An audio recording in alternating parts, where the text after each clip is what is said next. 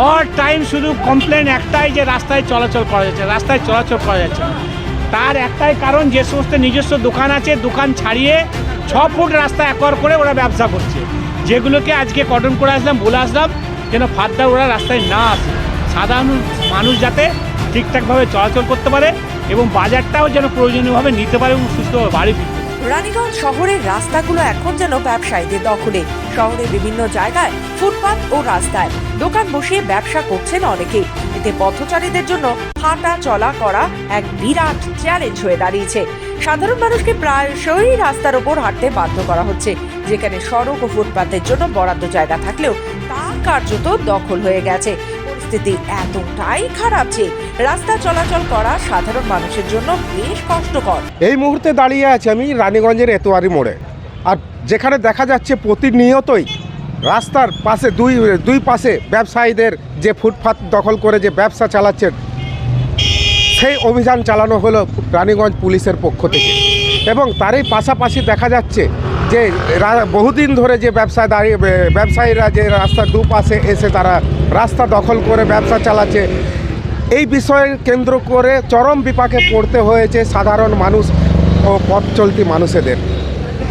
তাই রানীগঞ্জ পুলিশ থেকে সতর্কতা জারি করা হলো আজকের এই ফুটপাতে ব্যবসায়ীদের।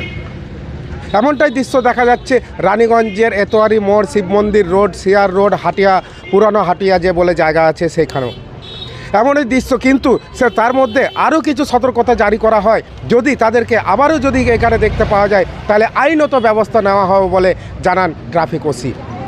রাস্তার ওপর ফুটপাত বাসীদের দাপাদাপিতে কার্যত নাজেহাল সাধারণ মানুষ। পরিস্থিতিতে দম বন্ধ করে আসা পরিস্থিতি রানীগঞ্জ শহর জুড়ে।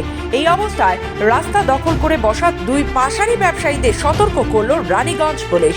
কোনোভাবেই রাস্তার উপর দখল করে ব্যবসা করা যাবে না, স্পষ্ট জানিয়ে দেওয়া হলো পুলিশের পক্ষ থেকে।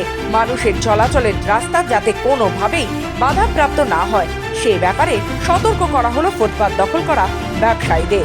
কি করে বাজারে তো সাধারণ মানুষ চলতে পারছে না, এমন অবস্থায় দুই পাশে ওরা দোকান বাড়াতে রাস্তার উপরে চলে এসছে। এতটাই এনক্রোচমেন্ট যে সাধারণ পাবলিক যারা বাজারে যাচ্ছে নিজেদের নিত্য প্রয়োজনীয় জিনিস আনার জন্যে, কেউ সেটা নিয়ে আসতে পারছে না। অল টাইম শুধু কমপ্লেন একটাই যে রাস্তায় চলাচল করা যাচ্ছে না।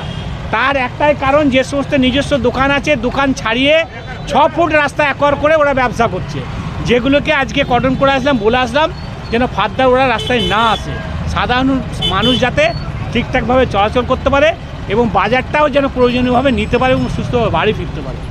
রানীগঞ্জ থেকে সমীর বাদ্যকর, খবর বাংলা।